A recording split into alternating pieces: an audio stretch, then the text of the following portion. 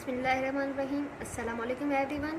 आज का हमारा टॉपिक है इंटेलेक्चुअल प्रॉपर्टी में से। मगर उससे पहले हमें प्रॉपर्टी की क्लासिफिकेशन और प्रॉपर्टी की काइंड्स हमें पता होने चाहिए। जैसे कि हम अगर किसी चीज़ के बारे में बात करते हैं या डिफाइन करते हैं या हम अटेम्प्ट करते हैं तो हमें उसका बेसिक उसकी क्रिएशन पता होनी चाहिए। जब प्रॉपर्टी की बात आती है तो प्रॉपर्टी टू काइंड्स में डिवाइड होती है। एक होती है टेंजिबल, एक होती है इंटेंजिबल। टेंजिबल प्रॉपर्टी में वो प्रॉपर्टीज आती हैं जिन्हें हम इजीली टच कर सकते हैं, इजीली फील कर सकते हैं, वो जो जिसे हम देख भी सकते हैं, वो तीनों चीज़ें आती हैं टेंजिबल प्रॉपर्टी में से। टेंजिबल प्रॉपर्टी में हमारा घर आ जाते हैं, हमारी लैंड आ जाती है, हमारी कार वगैरह या हर वो चीज़ जिसे हम इजीली टच कर सकते हैं, फील कर सकते हैं, वो किस में आ जाती है? टेंजिबल प्रॉपर्टी में। मगर इंटेंजिबल प्रॉपर्टी आज का हमारा जो टॉपिक है वो है इंटेंजिबल प्रॉपर्टी। इंटेंजिबल प्रॉपर्टी जो है फॉर एग्जांपल वो चीज़ जिसे हम देख नहीं सकते, फील नहीं कर सकते, सुन नहीं सकते, फ़कत वो हमारी ऑनरशिप होती है। जैसे कि शेयर्स हो गए, शेयर्स को हम कभी टच नहीं कर सकते मगर हमारी ऑनरशिप है। कोई कॉपीराइट हम उनसे फील नहीं कर सकते मगर वो हमारी ऑनरशिप है। कोई ट्रेडमार्क हमारे पास है, हमारा ट्रेडमार्क है, हम उसे फील नहीं कर सकते मगर वो हमारी एक प्रॉपर्टी है। पैटर्न है, पैटर्न हम बोल देंगे कि हमारी क्रिएशन है, ये हमारी क्रिएशन है मगर उसे हम टच नहीं कर सकते। तो ऐसी चीज़ जो माइंड की क्रिएशन हो उसे हम क्या बोलते हैं? Intangible properties. इंटेंजिबल प्रॉपर्टीज़ की जो दूसरा नाम है उसे हम बोल सकते हैं, जो दूसरा नाम है उसे इंटेंजिबल प्रॉपर्टी बोलते, इंटेलेक्चुअल प्रॉपर्टी बोलते हैं। इंटेलेक्चुअल प्रॉपर्टी की बात जब आती है तो हमारे माइंड में पहले ये क्वेश्चन अराइज होता है, इंटेलेक्चुअल प्रॉपर्टी क्या है? इंटेलेक्चुअल प्रॉपर्टी वो प्रॉपर्टी है जो क्रिएशन ऑफ माइंड हो, जो माइंड से क्रिएट की जाए।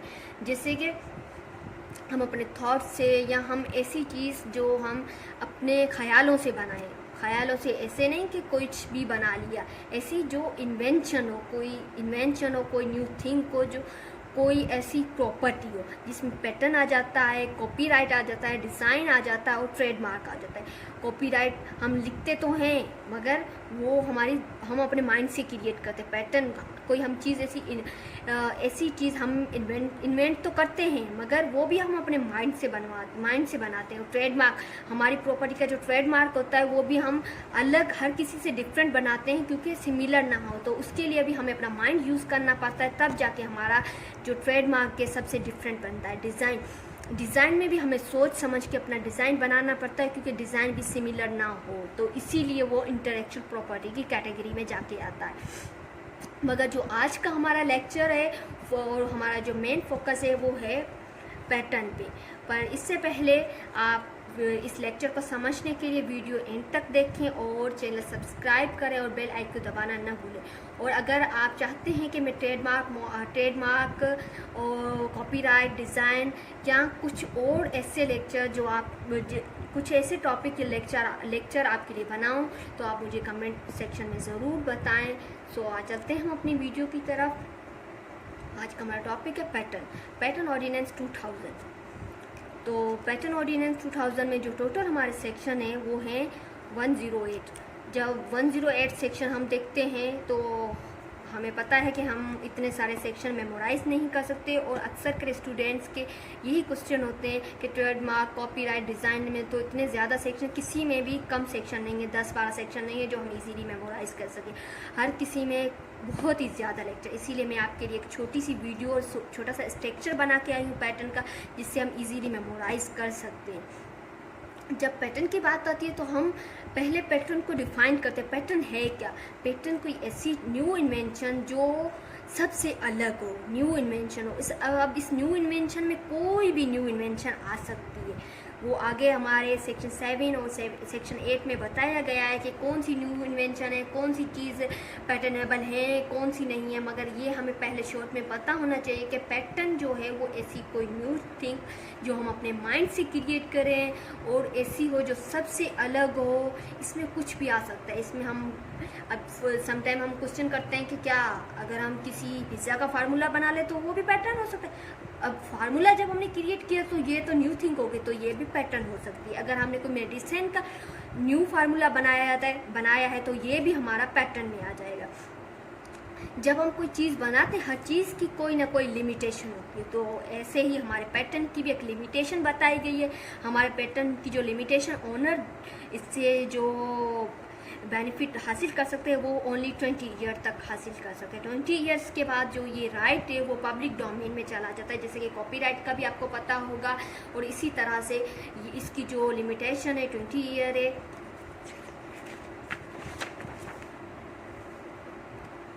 और हमारा सेक्शन 2 है, जिसमें हमेशा जो सेक्शन 2 होता है बहुत सारे कॉमन हमारे जो लॉ के बुक्स हैं उनमें सेक्शन 2 डेफिनेशन क्लॉज में होता है।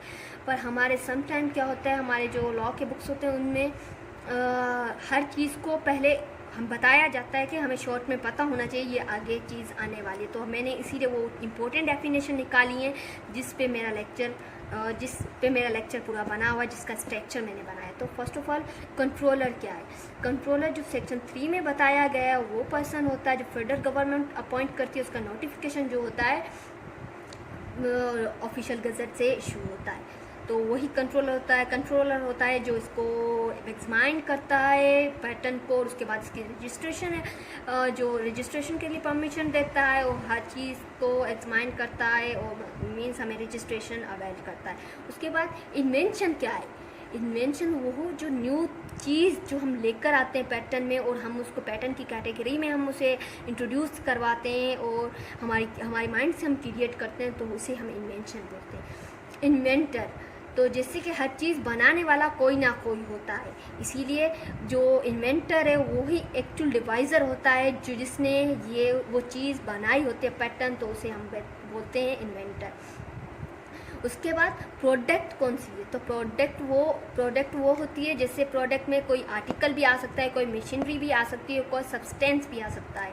ये सब चीज़ें जो है हमारे प्रोडक्ट में आती हैं। उसके बाद हम जैसे मैंने आपको बताया कि ऊपर हम कंट्रोलर की बात कर चुके हैं, तो पहले तो हमें ये पता होना चाहिए ये चीज़ जो जहाँ पे रजिस्ट्रेशन होगी वो बंदा कौन होगा, वो ऑफिसर कौन होगा, तो वो उसे कहते हैं कंट्रोलर, और अदर ऑफिसर भी हम बोल सकते हैं उसे। और ये जो कंट्रोलर होता है इसे अपॉइंट करती है फेडरल गवर्नमेंट और इसका नोटिफिकेशन इशू होता है ऑफिशियल गजट से। उसके बाद हमारे माइंड में क्वेश्चन आता है कौन सी चीज़ें पैटर्नेबल इन्वेंशन है। तो इस सेक्शन 3 के बाद जो हमें याद होना चाहिए नेक्स्ट स्टेप जो हमारा होगा वो होगा कि पैटर्नेबल इन्वेंशन क्या है।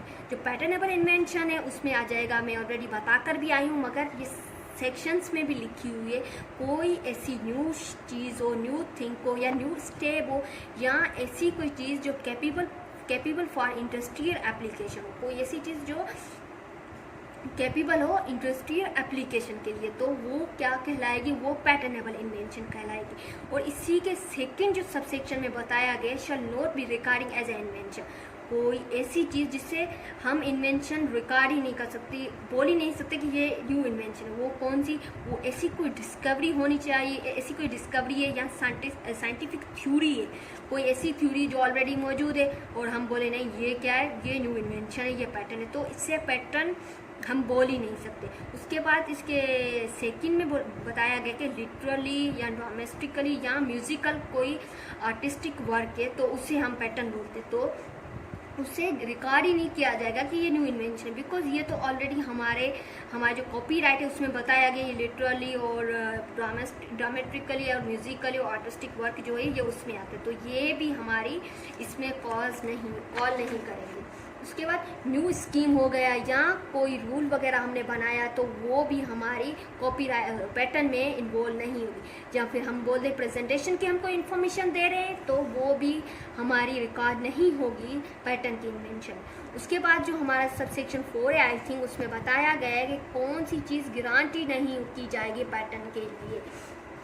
फॉर एग्जाम्पल कोई ऐसी चीज़ बना ली है जो सीरियस प्रेजुडाइस है इन्वायरमेंट के लिए, कोई ऐसा केमिकल प्रोडक्ट बनाई गई है जिससे हमारी इन्वायरमेंट डिस्टर्ब होगी या उसे डैमेज होगा या उसे डिस्टर्ब किया जाएगा या वो डैमेज होगी, तो वो गारंटी नहीं की जाएगी पैटर्नेबल इन्वेंशन। चलो हमें पैटर्नेबल इन्वेंशन पता चल गई, इसकी 3 कैटेगरीज पता चल गई, कौन सी है पैटर्नेबल इन्वेंशन है, कौन सी रिकॉर्ड की जाएगी और कौन सी गारंटी नहीं की जाएगी, तो पता चल गया हमें। अब न्यू मतलब ऐसी न्यूअलिटी कौन सी होगी, न्यू चीज़ कौन सी होगी जो पैटर्न के लिए कंसीडर की जाएगी, वो हमें फिर से सेक्शन 8 में बताया जाता है कि ऐसी चीज़ जो कंसीडर की जाए कि न्यू है, जैसे उसकी जो स्ट्रक्चर हो, उसका जो स्ट्रक्चर हो और जो बनावट, तो उससे पता चलेगा ये एक न्यू चीज़ है, अगली चीज़ से मुख्तलिफ है बिल्कुल, तो वो जो होती नई कंसीडर की जाएगी अकॉर्डिंग टू सेक्शन 8। उसके बाद इसके सबसेक्शन 2 में बताया गया है not part of state of the art, जो स्टेट का कोई आर्ट ना हो, स्टेट का कोई part and art of state ना हो, तो हम बोलेंगे ये वो कौन सी चीज़ होगी जो स्टेट का आर्ट ना, तो वो इसको क्लासीफाई किया है मैंने आगे चल के थोड़ा सा, जो पब्लिकेशन इन टेंजिबल फॉर्म में हो, जैसे ओरल डिस्क्लोज में हो जाए, मीन्स ऐसी कोई प्रॉपर्टी जो स्टेट की हो और टेंजिबल फॉर्म में हो। टेंजिबल फॉर्म में फॉर एग्जांपल ऐसी कोई प्रॉपर्टी जो स्टेट की है, जो दिखाई भी दे सकती है, हम टच भी कर सकते हैं, फील भी कर सकते हैं, वो चीज़ जो होगी वो स्टेट के एप्लीकेशन और स्टेट के आर्ट में आएगी, इसीलिए हम वो जो चीज़ होगी सेक्शन 8 में फॉल नहीं करेगी। चलो हमें पता चल गया उसे अपॉइंट उसे रजिस्टर कौन करेगा, या कौन सा बंदा होगा जो इसे अप्रूवल देगा, और उसके बाद हमने देखा कि वो कौन सी चीज़ होगी, उसके बाद उसकी न्यूअलिटी हमें कैसे पता चलेगी। अब हमारे माइंड में क्वेश्चन अराइज होता है कि हम इसे सिंगल तौर पे कर सकते हैं या इसकी एप्लीकेशन हम ज्वाइंटली भी दे सकते हैं, तो इसको मैंने क्लासीफाई किया है सेक्शन 8 की हाईलाइटिंग पॉइंट में से।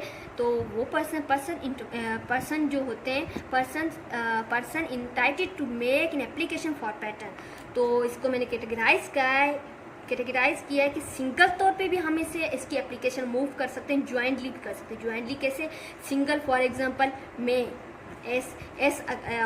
अकेले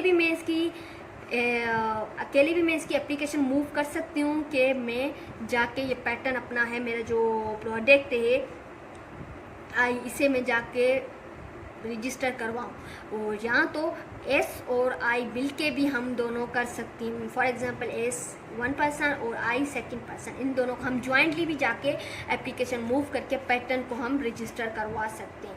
अब उसके पास है कि फर्स्ट इन्वेंटर आर इन्वेंटर्स, जो पहले इन्वेंटर और इन्वेंटर्स आएंगे वो ही एप्लीकेशन मूव करेंगे इस चीज़ के लिए।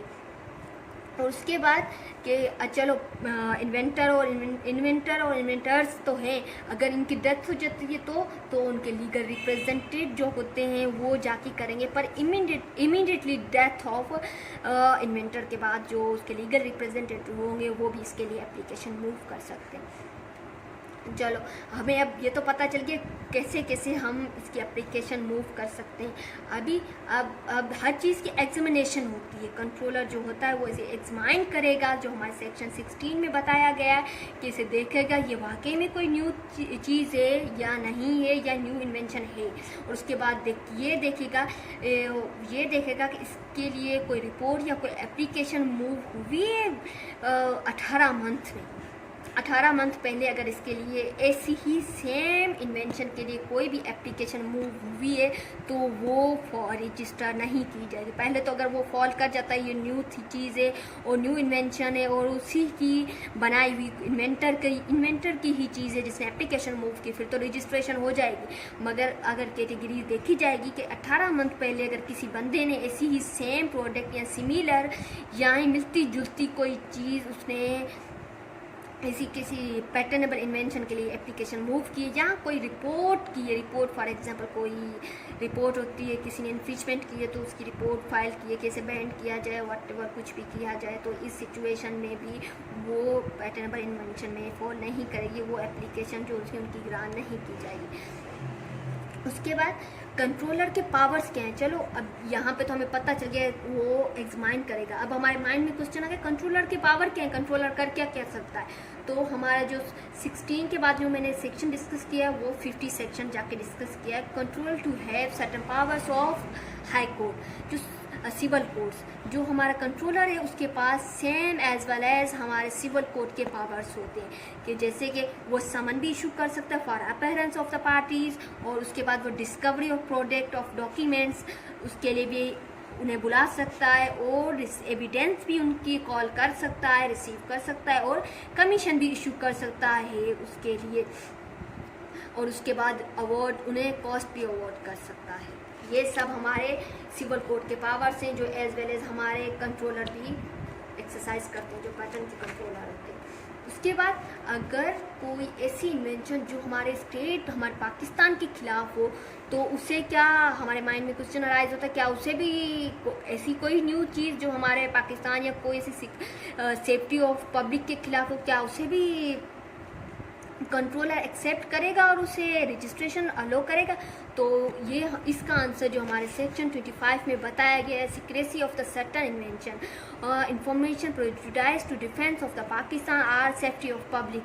अगर कोई ऐसी चीज़ जो पब्लिक की सेफ्टी के लिए यहाँ प्रोड्यूस ऑफ पाकिस्तान के खिलाफ है या हमारी पब्लिक की सेफ्टी को डैमेज कर रही, तो आफ्टर इन्वेस्टिगेशन का जो कंट्रोलर होगा वो ये एप्लीकेशन, ये जो इन्वेंशन होगी उसकी जो इंफॉर्मेशन फेडरल गवर्नमेंट के पास मूव करके, और फेडरल गवर्नमेंट ऑर्डर पास करेगी for prohibition of that thing.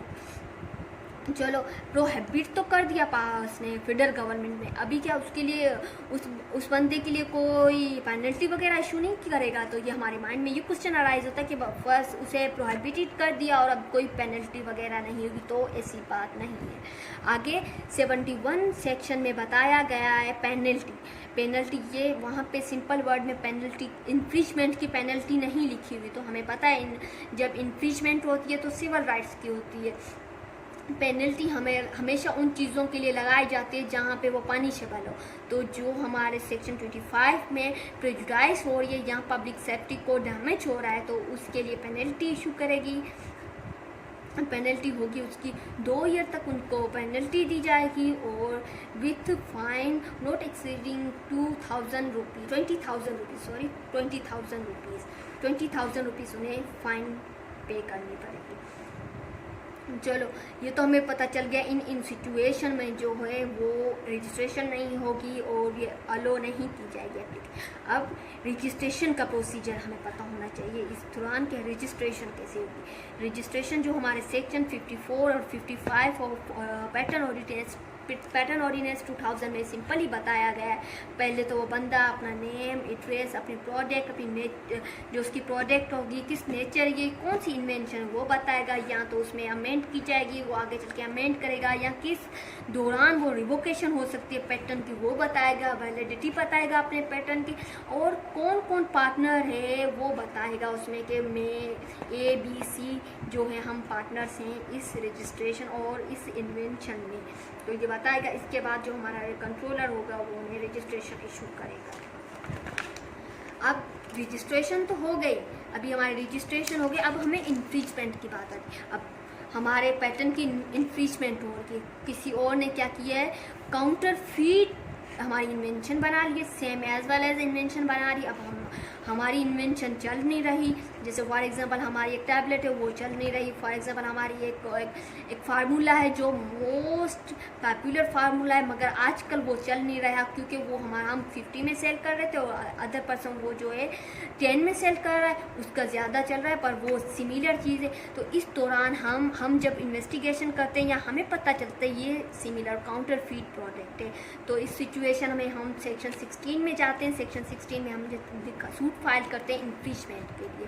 Infringement का जो सूट फाइल होगा डिस्ट्रिक्ट कोर्ट में होगा, डिस्ट्रिक्ट कोर्ट में हम सूट फाइल करेंगे for infringement of counterfeit product, counterfeit invention of pattern. तो इसके बाद जो उसका सब सेक्शन है, अगर हम डिफेंडर इस पर काउंटर क्लेम करता है, काउंटर क्लेम जो होता है उस पर काउंटर क्लेम कर रहा है, मतलब अपोजिट में सामने काउंटर क्लेम कर रहा है कि नहीं ये जैसा भी ये कोर्ट ये इनकी प्रोडक्ट नहीं है, ये तो हमारा फार्मूला, ये हमारी इन्वेंशन है, ये हमारा पैटर्न है।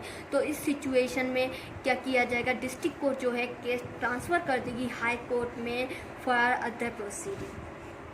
इसके बाद हमें रेमेडी कौन सी अवेल होगी, इसके हम रिलीफ और रेमेडी कौन सी अवेल होगी जो हमारा केस चला है। तो हमारे पास हमें जो कोर्ट होगी वो हमें 2 टाइप्स की रेमेडीज़ अवेल करेगी। एक तो होगा guaranteed relief by the way of damages, जो ग्रांट करेगी relief by the way of damages करेगी, जहाँ तो हमें इंजेक्शन फाइल करेंगे, जहाँ तो हमें इंजेक्शन